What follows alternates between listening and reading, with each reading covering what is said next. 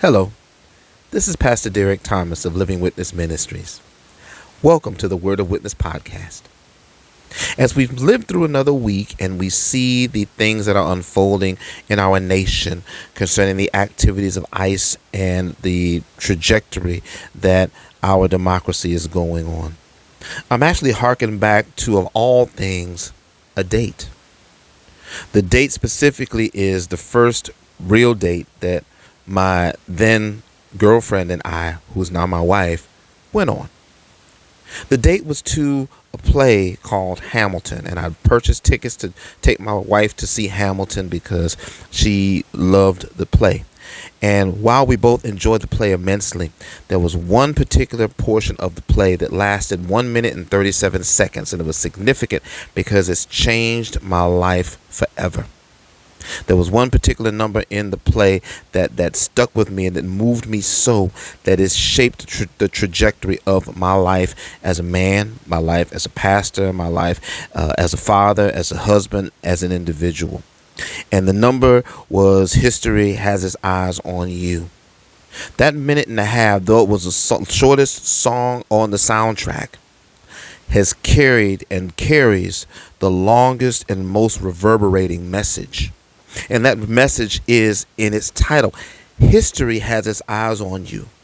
You may be young, you may be inexperienced in where you start, you may not have all the answers, but history continues to keep its eye on you, not only in the public sector, but even more so in the private sector, when it's seemingly only you and your thoughts, only you and the decisions that you make, only you and wrestling with the positive as well as the negative. Friends, I'm here to talk to us today because I need us to understand that history has its eye on us, or more appropriately for us that walk with Christ, his story has its eye on us. Because in his story, there are specific ways that we're supposed to carry ourselves. In his story, we're supposed to lead with love. When I look at what's happening in our nation, and I look at how the president and how government and how Congress is carrying itself in all facets of this situation with ICE, and above and beyond ICE, in all facets with the situation concerning the shutting down of the government, it grieves me. It leaves me realizing and looking at the fact that these are individuals that proclaim to have such seasoned viewpoints and such seasoned mindsets and such wise perspectives as pertains to dealing, yet we're moving in such an immature fashion. We're moving in a way that is causing casualties in so many different areas, causing economic casualties, causing social casualties, causing casualties for the love of our nation, and dare I say in at least 3 instances over the past 3 weeks to a month, causing 3 real-life fatalities. We have to realize and we have to understand that while his story is watching us to see how we respond, not how we react. It's easy to provide a knee-jerk reaction. It's easy to provide a knee-jerk response when someone does something to us that we don't like, because our flesh takes over and we want to move in such a fashion to get our lick back, to get ourselves back on an even keel, because in our mind we're being told by the enemy that they've got one up on you. You got to get it back together. I'm seeing that now as I look at how our presidential administration and how our Congress is functioning. Everything that's happening seems to be punitive. Everything that's happening seems to be retribution. Everything that's happening seems to be about getting their lick back. We're getting our lick back for the allegations. We're getting our lick back for the convictions. We're getting our lick back for the embarrassment. We're getting our lick back for this and our lick back for that. And what we've got to understand as a society, what we've got to understand as a nation, what we've got to understand, friends, as people, is that we as a country, we as a nation, we as cities and states, we as individuals are better than that. We're so much better than that because there's so much more that we've been called supernaturally to do. And the supernatural calling that God has on our lives carries itself out daily in our natural dealings. We've got to understand that we have no capacity to control anything. Like the song said about halfway through in the play, we have to understand that we can't control who lives, who dies, or who tells our story. Only God has the capacity to control the amount of time we have here on the earth. But what we do have the capacity to do is influence the perspective from which our story is told. And what I mean by that is each of us have the capacity to shape the point of view of the witnesses of how we live in such a fashion so that they see the Christ in you and I. Because that, friends, is the hope of glory. To see the one nation under God that's supposed to be leading our national leaders. Because it's that one nation under God that's indivisible, that provides liberty and justice for all. That's what's supposed to be our driving force. That's what's supposed to be our North Star. And unfortunately, friends, that's not the star that's leading us right now. The star that's leading us right now is a star that's flaming far too hot. It's a star that's flaming far too bright. It's a star that's temperatured far too high. It's a star that's flying too high to the proverbial sun, and it's going to burn out. Our president has to realize that he's not the source, author, and finisher of our faith. The word tells us as believers that we're to look unto Jesus, who's the author and finisher of our faith. What does that mean for you and I? What that means for you and I is that we've got to understand that we've been not only equipped, but well equipped to not only be conquerors, but more than conquerors, even in times like this.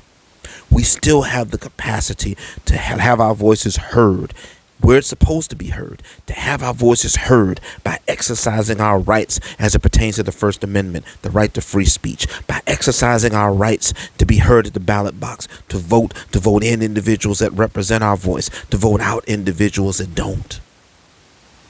In between, we have the responsibility to be heard daily by striving to be doers of the word and not hearers only. Strive as to be examples and living witnesses of the Christ that lives in us, of the God that oversees and covers us and keeps us. So that people from far and wide see, know, and understand that when they see us, their point of view, when they see us, the story they tell is not one of division, is not one of destruction, it's not one of dissension, but it's one of unity. It's one of hope. It's one of happiness. It's one of joy. It's one of what we can do versus what we won't do. The rhetoric in our nation right now is rhetoric that's beyond dangerous. It's rhetoric that's reached the level of being deadly. And is moving beyond that to be at a level, if we're not careful, to become universally destructive. We've got to understand that as much as we say we love life and the lives that we have as human beings, we're so dangerously close to throwing it all away because of pride. Over the past week, the individuals that are keepers of the doomsday clock moved the doomsday clock closer than it's ever been before in recorded history to the midnight hour. We have to understand and realize that we're playing such a dangerous and deadly game universally. We're so busy trying to prove who's right and who's right, which side is right, left or right, that we're missing the point of seeking to be righteous in a season and in a day and in an age where the enemy's doing everything he can to glorify and glamorize and popularize wrong behavior, wrong mindsets, wrong speech, wrong activity. And so many are buying into it, and so many are running rampant with it, that it leaves us scratching our heads and wondering how we got into this situation. But I have good news in the midst of the pondering. The good news is that, like the song took the turn that brought it to its crescendo in that minute and a half, we too can take the turn by understanding and realizing that we have everything that we need to put our stamp on history. We have everything that we need to do our part to manifest the destiny that God has given us to manifest in this hour. We have everything we need to do it, and it starts with our actions, it starts with our words, and it starts with our thoughts, and resolving in all three sectors to line them up with God's way and God's means of doing things. We got to understand that what we're doing is not about serving ourselves. We've got to understand that what we're called to do in this hour as believers, what we're called to do in this hours as individuals that are aspiring to truly be Americans, is live in a way that lifts up the principles of unity, not seeks to stoke division to be popular among one group of people. The Statue of Liberty, which was gifted to us as a country by France, at the bottom says, "Bring me your tired, your poor, your huddled masses, those that are longing to be free." And our nation is based on the premise that all men are created equal and that we're all here with the intent of striving to be free. Because it's in that freedom, it's in that liberty that we're set free to dream, that we're set free to act, that we're set free to do in such a fashion so that we can inspire others around the globe to aspire to be better and realize that there's more that unites us as human beings than divides us along political, cultural, or national lines. We have to understand that we have everything before us. Greatness lies in each and every one of us. But we have to remember, from here on in, everything we do, His story has His eye on us. God is watching us, and He's looking for us to be the voice of reason in this hour.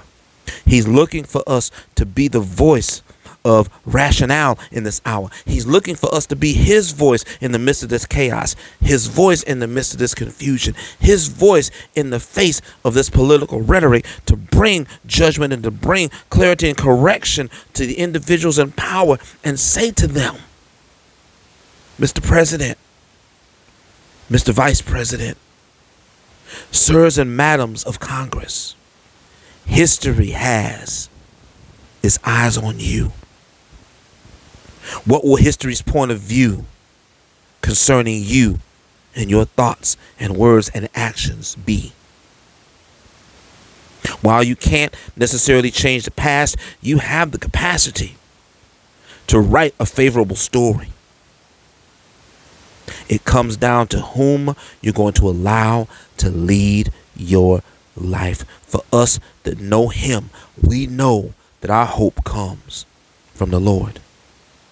And my hope and my prayer is that we realize that we have to know that even in this climate, like the song said, as it crescendoed to an end and changed my life, we have to know that we can win. We have to know that greatness lies in us. But above all else, we have to know that, and we have to know and remember that from here on in, history has its eyes on us. Let's make our God proud. Let's make our nation proud. Let's make history proud. Because all three are watching. Thank you for joining me for this week's Word of Witness podcast. If the podcast has been a blessing to you, please click the QR code at the bottom of the screen and subscribe to our channel. Also, if the channel is being a blessing to you, please share it with others that others might join and subscribe as well. Our desire is to truly be a blessing to you by bringing the word of God to you in a practical context in real life situations, in the hope that you see that the word of witness that we have truly can make a difference in people's lives. Until next time, this is Pastor Derek Thomas, encouraging you to walk humbly, love deeply, and remember our job and responsibility is to always seek to please the audience of one that has an eternally vested interest in your life. I'll see you next time. God bless.